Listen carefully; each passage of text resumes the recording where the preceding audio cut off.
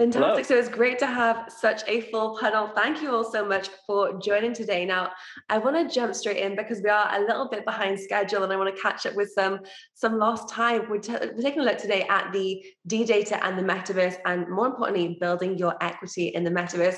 And Dylan, you've had a very busy day. You moderated an absolutely star-studded panel with Edward Snowden and also Gavin Wood.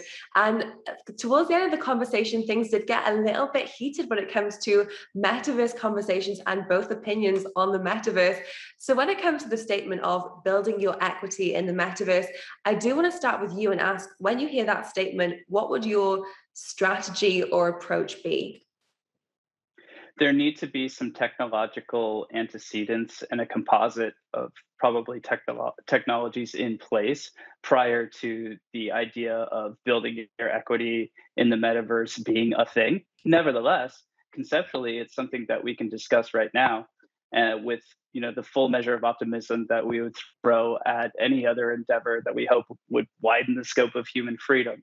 The perspective of of building your equity in the metaverse is the perspective of sort of like flipping the script on the again, I'll use this sort of phrase, Faustian bargain that we've made. And it's a good one, by the way, because we have access to all knowledge all the time. But this Faustian bargain that we've made of being sort of the products of the average of the platforms that we are on. Now, if you had the ability to be on a platform and have some and this is where the idea of equity comes in, to have some real way to own or accrue. It can be items in the metaverse. It could be reputational indicators. It could be virtual land, or it could even be a hybrid of like off-chain, VC attestation. That I think Evan can probably jump in on this better than I can, but. This is the perspective, right? And it will come with challenges, but this is the perspective. So then just to follow on that, because Evan, they've kind of Dylan has directed the conversation to you next. What is your take on this? And also when it comes to an acquisition standpoint as well, is it anyone's game, or are we going to see, like traditionally with the equity space that we are living in now, that it is many of the big players that tend to dominate the scenes? That's a great question. So as Dylan was just noting, the big players are able to enjoy dominance and market leadership because of the nature of surveillance capitalism. The business model upon which they rely necessarily requires that end users do not have equity in the work product of their data that is generated by user activities in digital spaces, captured by the app environments or overseeing governing environments, and then the computed data upon your actions is sold, and the product is a fractional mindshare change that can be bestowed upon you, influence upon you. And so because we do not today have equity in the data that we create, this enables an ecosystem and an economic model where surveillance capitalism is feasible.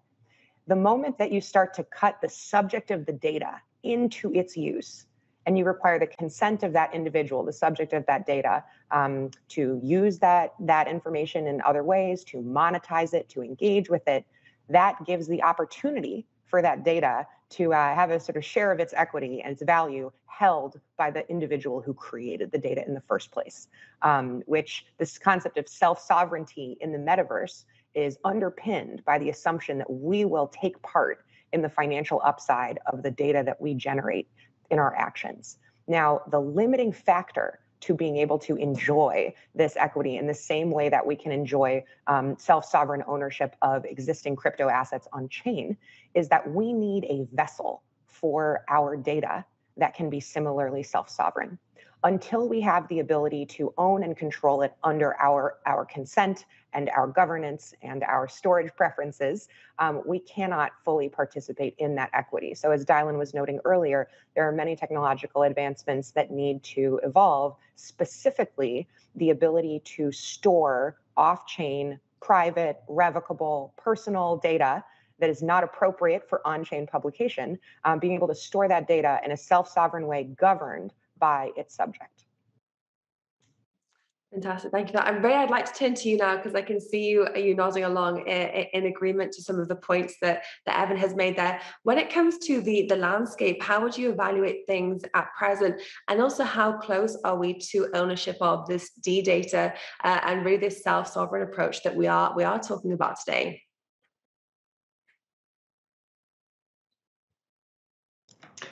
Sorry, is that a question for me?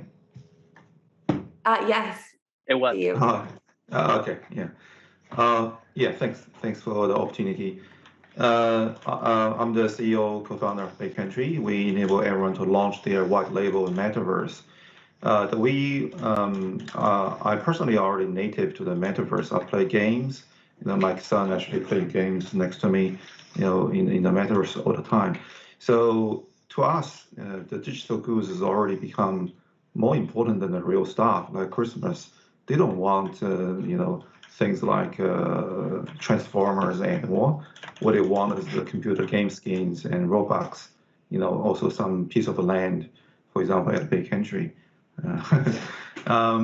So I think, come down to the utility of those, items, which can give you power, give you new relationship, give you new narrative story to tell other people, especially, with those data. You can have more native experience in a different medium. For example, in BigCountry, people owning land have mining power. Potentially on the open economy, they can make a living out of it. And then they can develop it and later subdivide it and sell to other people, potentially share the ownership at the same time, creating a community. So we call it the grow to earn. That means you build a community and to earn extra benefits and income. And at the same time, we see that disrupting the Web2 economic model, which is the centralized entity. They harvest the time of the fans and they redistribute a little bit of the profit to the creators, right? Whereas in decentralized platform like all the blockchain metaverse projects, simply just a transaction fee, right? So that's a fundamental difference. So with that in the context, I think data is an asset. It has ownership, has utility, has a demand. To me, it's very native. This is something that we already, I have a gun that in PUBG, in Counter-Strike that worth about $10,000, where I bought it for $300, and a lot more people want it, and then it's quite appealing to to new generations. Yeah. Great. Well, thank you for your insights there. So now, Paul, I would like to turn to you because based on some of the insights that we have heard from the rest of the panelists, what is your take on this? And also when it comes to maybe any challenges that haven't been addressed yet that could stand in the way of these future road plans? Yeah, I can basically only add to what all the participants already mentioned, but I think it's absolutely a conscious choice we can make. How do we want to use a metaverse? So there's the option of taking closed and using closed systems, which possibly today have a better experience than, I guess, rather alpha-based versions of an open metaverse. And it does require some missing technology. What Evan was already mentioning, that I think there's often a misconception that all that data could be stored on chain, which is at least currently absolutely not true. So this data needs to be saved somewhere, and we're missing that technology which enables us to have really great experiences which do require some data, where we do leave some data to have an immersive experience. Where shall it be stored? How shall it be governed?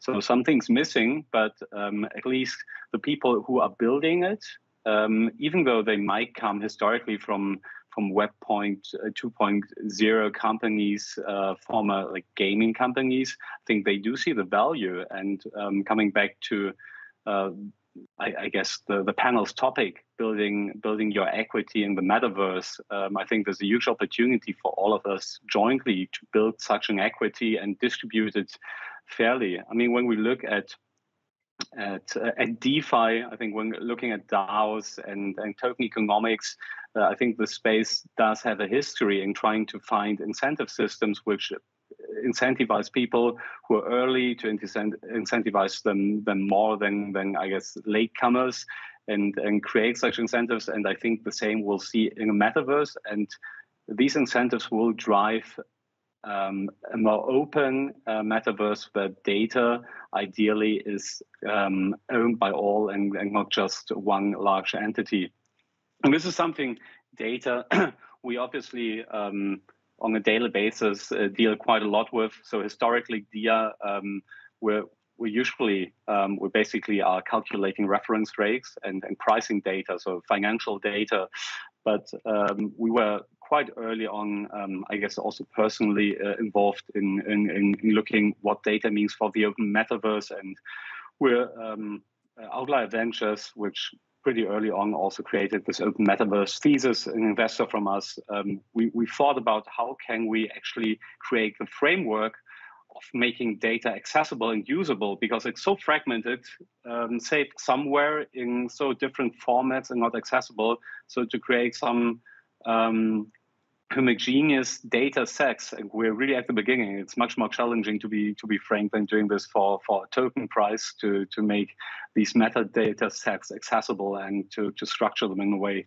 But it's quite exciting, and I think everybody is kind of onboarding on the journey to jointly own that data and not just lock it away. And you made some really interesting points there, and one was regarding being the front runners. You are always tending to be rewarded more than those late entry points. And Dylan, I saw you nodding in agreement there. If we look ahead then to 5 or 10 years down the line, is there any risk that for DeData, it won't actually be as decentralized in this metaverse, just because of the sheer volume in which we are seeing this ecosystem grow? Is there any risk that go ahead for potential users, consumers moving forward? If we operate from the assumption that the metaverse in some ways is already here, maybe we could kind of like just kind of put an imagination cap. Like, I think it almost kind of is. And you know, there's like CryptoPunks and Bored Ape Yacht Club, and yeah, this is like the limited, you know, kind of utility of an NFT. But these people are already, who own these things, are already in a highly kind of like we call it like rarefied like place within the whole metaverse, right? And it stands to reason that if you have custody over like a CryptoPunk, that moving forward into time, that's going to, if that was an indicator of a number of things like about you, that's going to give you some benefit. So yes, but that's not a bad thing, because we want the visionaries and we want the, you know, mavericks involved at early stages, in my opinion, in these sorts of, I guess, metaversal situations. Now, I think that like, if you want to take kind of a counter view to that, you say, well, you know, this is like kind of like an increasing concentration of power, and you can kind of take maybe like there's only a handful of holders. But if the parameters of the system are engineered toward fairness, toward equitability, and if the locus of the unification of a metaversal experience is placed within the individual, then you know what? Game on. Let's go. Let's figure it out. You think you're gonna figure it out better than someone? Do it, man, or woman, or whatever you identify as, right? Like, you should do it. You should try to figure it out. I mean, it's like I think that's the way to go. So my final kind of like thought on that is that the individual and certainly ideas about identity is going to have to be the locus of where the stuff gets unified and the stuff like sits, right? In terms of data, ownership, collection, custody, referencing, coordination, operationalization, monetization, accrual, you know, it's all got to, I think it really has to sit within the individual. And Evan, I want to turn to your thoughts there, because you were nodding in agreement. Are you in completely aligned with Dylan and his insights? I absolutely am. You know, and the metaverse, as with much of the future, is already here. It's just not evenly distributed yet. And so looking at, the initial sort of emergent examples of how ownership and expression of self is occurring in the metaverse, despite the limited capabilities of on-chain actions. I think that this provides a really strong signal for the type of impulses that users have. They want to use crypto assets and Web3 technologies, not only to enable themselves as the transport layer for their own data, able to build reputation in one space and use it in another, as for example, with some of these profile picture NFT collections that allow you to use your NFTs inside of games, use them to enter events, etc. However, again, the persistent challenge remains, how can you be the vessel or the transport layer for your own information if the only effective storage place for that information is a public database that is quite expensive? And so sort of to hint at some of the technological solutions that we're seeing develop right now, the W3C standards around decentralized identifiers and verifiable credentials stipulate an approach for cross-chain interoperability, talking between blockchains, exchanging off-chain data that is just as verifiable and trustless as if it came from a blockchain, but can exist in a form that can truly be owned and controlled by the subject. And so the ability to do things like use your MetaMask keys or use your on-chain keys to sign off-chain messages allows us to sort of broaden the step toward that equity in creating data that can be ours. Now, one of the big limiting factors, I think, right now is wallet infrastructure. And I know Dylan thinks a lot about this, but your typical Web3 wallet is really like a telescope. You're able to kind of see what's happening out there in the chain, but you are not able to hold a lot of data locally because there's very little storage. We don't need a telescope, we need a vault if we need to hold data that is ours, signed JSON blobs, files that take up space and need to go somewhere to sleep at night. They need to physically sit somewhere. And so the sort of melding of on-chain identifier with ownership of cross-chain messages and governance over decentrally stored off-chain data gives us at least a glimpse at the kind of experiences that we can enjoy. But to some of the points of the other speakers earlier, the data availability and sort of frameworks around that, how that data is accessed, determines the extent to which we can use it in applications, decentralized applications, and other contexts. And so I think one of the other panelists earlier noted that usability is the biggest blocker, not a hypothetical solution or even basic tooling. And I think this reiterates one of the great challenges of Web3. In my humble estimation, usability is a greater blocker than scalability. You don't need extra bouncers at the club if your party is not full. And so folks are having a hard time sorting out how to get in and how to, enjoy their best selves if we were to continue this party metaphor. And so I think, getting folks into the off-chain data party, as it were, creates this sort of portal of opportunity to really scale. However, the question then becomes, what is that enabling mechanism? What is the action or opportunity that will cause end users and enterprises alike to jump on this off-chain data storage in association with on-chain identifiers? But perhaps thankfully, the advent of NFTs and their great popularity in our broader culture gives a starting point for conversation. And as I noted earlier, because people are using NFTs as a proxy for reputation and self-performance in public spaces, they are a familiar starting point for this conversation. So on my team at Certo, we focus on these off-chain credentials and where they can go, how they can move. With NFT3, that I am fortunate to advise Dylan's team, they are focused deeply on how NFTs can provide that jumping off point, a point of embarkation, an on-chain presence that serves as the point of gathering we talked about earlier for all of that off-chain data, governed, owned, controlled, written about the party who owns the keys to that NFT's identifier. Fantastic insights. I love the analogy there. That was the first time I've heard that, and I'm definitely going to pass that along because it's very informative. So you've mentioned there NFTs and the metaverse is really being this enabler for this move forward. What do you think we're going to need to see? And I'd like to spend attention to either to Ray or Paul to feel free to answer.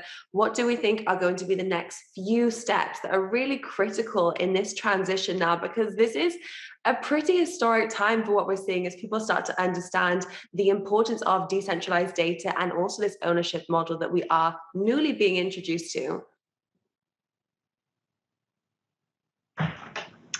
Yeah. Please go ahead. I can go first if you don't mind. Yeah. I think in my view, we started the big country metaverse concept in 2018. That's when I registered the domain name in San Francisco.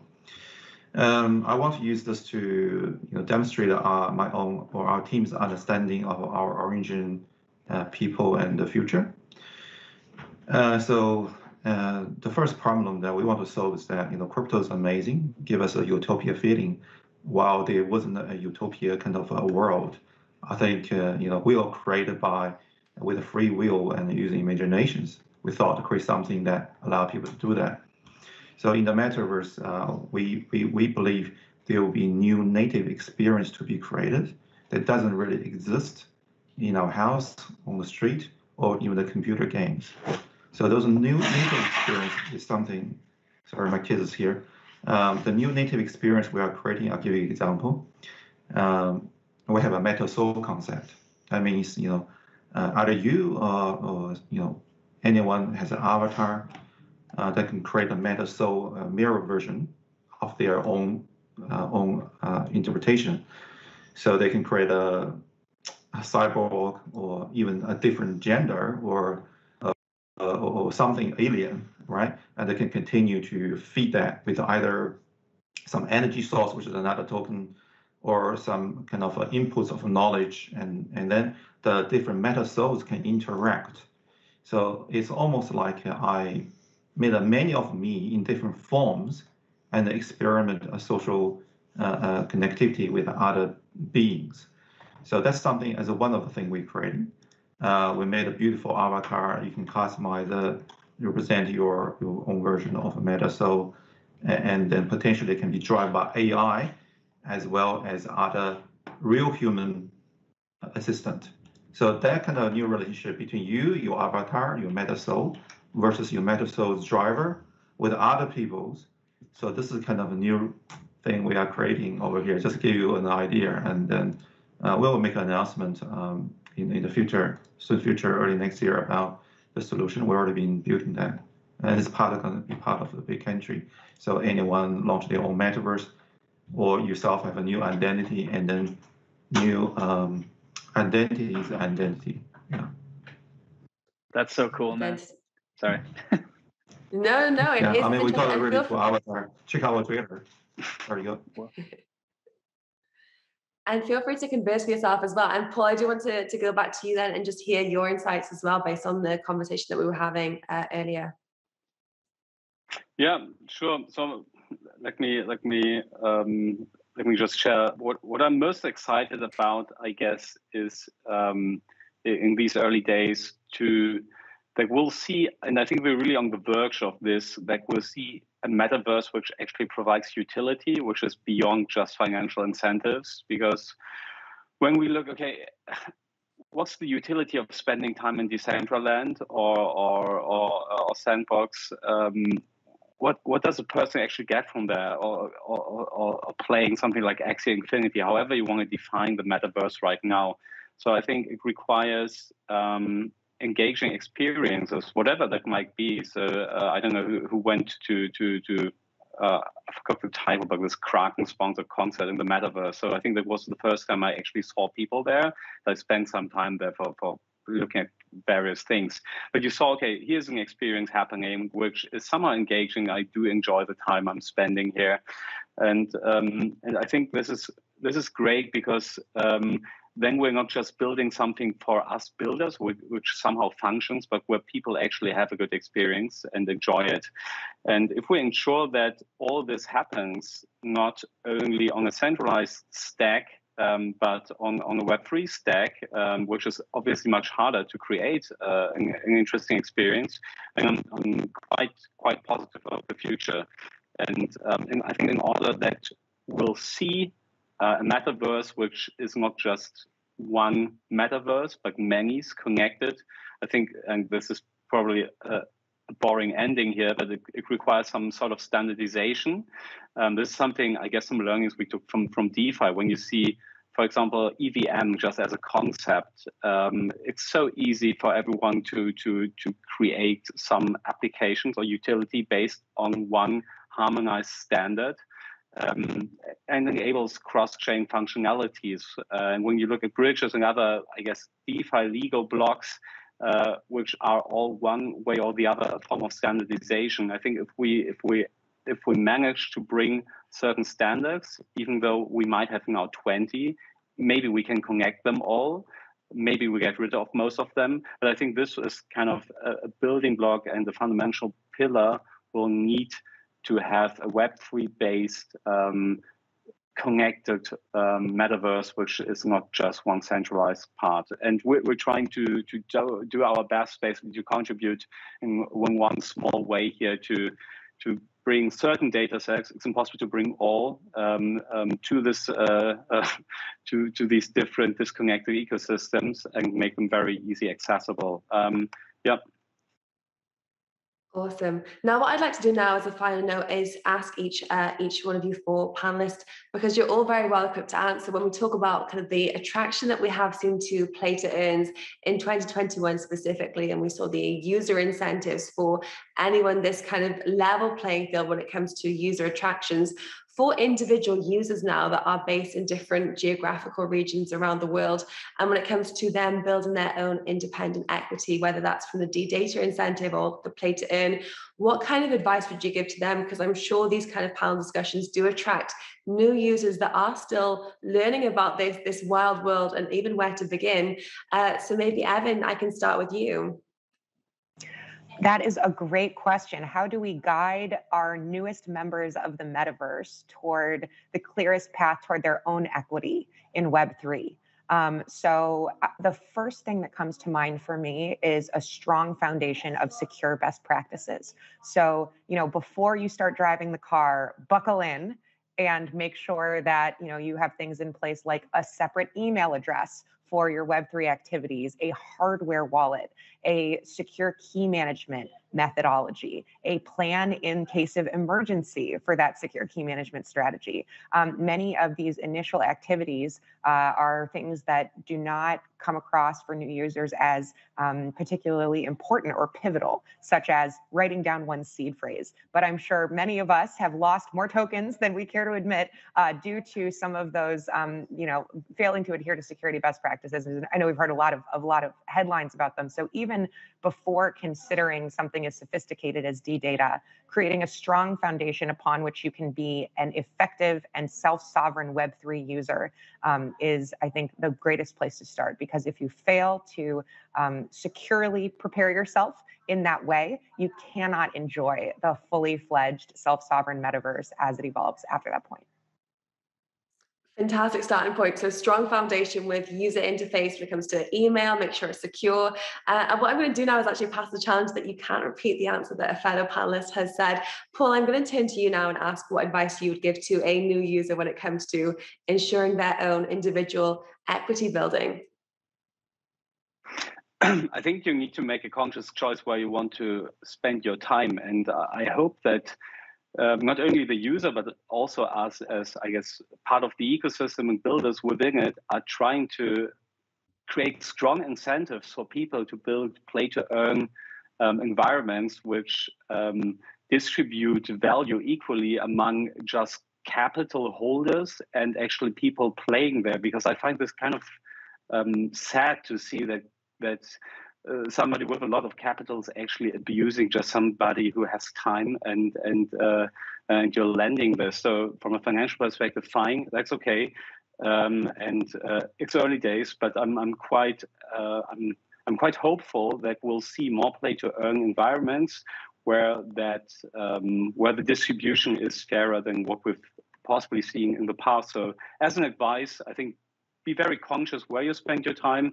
How do you participate as a stakeholder in the system, and how can you take that value potentially out of that environment to another one, if possible or not? Yes. And just to follow on from that, because that was a really interesting point, is there a way that you can identify between the good actors and the better actors in the metaverse when it comes to, you mentioned that making sure that you select potentially partners or platforms that are there with the right intentions? Yes, I think as soon as you find high barriers to entry and to leave, I guess this is a clear warning sign that that you're potentially participating in a metaverse or an environment which is not fairly designed. And that's, for some people, I mean, I think everybody should look what they're joining, but this is sometimes pretty hard. If we want to have very inclusive open metaverse, you can't expect that everyone can completely understand how economic incentive systems might be lined out. And maybe coming back to what Evan said, having I guess maybe a framework in place which helps people to decide what they're joining, and bringing a certain transparency into the space would be, I guess, very helpful for people to know what they're actually participating in. Otherwise, you're doing a due diligence like you're an investor, basically, and you can't expect this, I don't know, from everybody. Absolutely. So now, Ray, I want to turn to you and ask you your insights and anything else that you'd like to add. Yeah, I have a lot to say about for new users. We just launched our public token event. I got a chance to do some technical support myself personally, pretend to be the supporting lady. We raised about almost $37 million in 2 days. In 1 hour, we had about $10 million comes in. What I found is a lot of people, they don't do research. That's something I was really excited and passionate about. I have a education arm called the Industry Connect, which we actually run the school for Polkadot with Akala for a little while. We train about 400 developers. But that education that I launched initially because I want to, prove myself, become a more confident person. I wasn't a person that I can speak in front of more than 3 people, especially in this situation. I'll be really, really nervous. But through that, I become entrepreneur and launched a few startups. So we now that's in 6 countries. The reason I mentioned about that is that another initiative our Treasury going to fund or potentially raise capital is called the Thunder University. We target people that new to cryptos, and we want to reignite those users for Web3 initiatives through Learn to Earn. That's a new concept. So basically, we already proven the model for in the last 5 years using centralized database to give people incentives, give people who put in efforts more incentives during the learning journey, more recognition. It can be automated. So Thunder University concept was born in 2017, but I put it on hold because the world wasn't ready for it. But now, given the NFT and DeFi and the Metaverse, it's gonna be really, really useful to solve the major problem that people do not learn to get in cryptos, have this short-term mindset to lose their equity, lose their DeData assets. That's the majority of the issues, right? Particularly the short-term thinking, that's just giving people a lot of problems. Like the other gentleman, Paul said, they just rush in and potentially can lose their money. They need to learn how to vet projects, understand the team culture and the true value. I think that's what's lacking for the early users. And the good news, we've got a solution, a big plan for it. We want to, again, reignite those people for Web3. There was a collective nod there when you said do your own research. I think everyone was in huge agreement with you there. So Diane, I'd love to hand it off to you now just to close off this conversation when it comes to individuals and then also organizations as well when it comes to ensuring they can build their own equity correctly and properly in the new metaverse.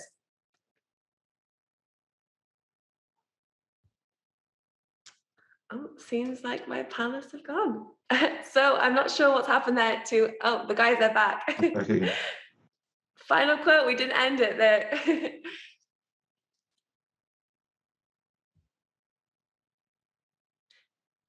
Diane, I can't, maybe you're muted. Yeah. Excuse me. Yeah, so I'd say everything that everyone's talking about, absolutely on the money, on the nose. These are all things that can be done right now. But I want to just like kind of frame it a little bit and say we're in a technological race that has political ramifications.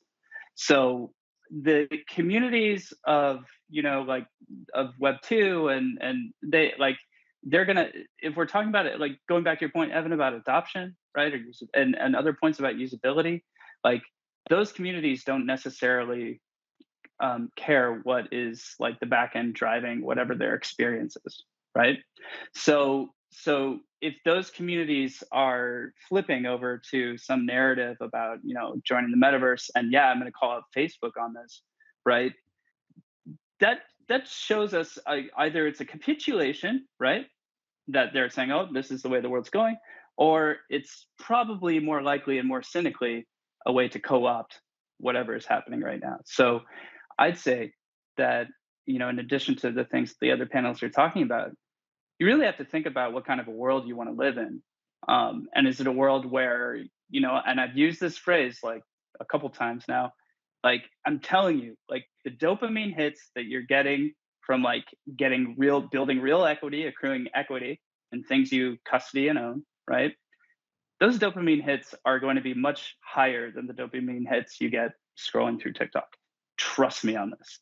And this is the way forward for, you know, for our, like, not just for our industry, but I really think for society and the internet as a whole. We can really make whole the internet, the original vision of which was decentralized.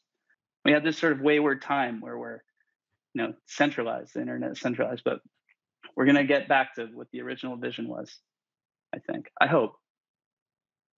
Rewriting it all. I'm sure a lot of the users now, you've said the strong statement about more dopamine hits in TikTok, so I'm sure that's converted a lot of people as well. But guys, you've given some fantastic insights throughout the day, especially on this panel. Thank you all so much for joining and taking part. And I'm sure a lot of our viewers can head over and look into your organizations a little bit more for some more context. As this industry does grow, thank you. Really appreciate your time today. Thank you. Thanks for hosting. Thank you, guys. Yeah.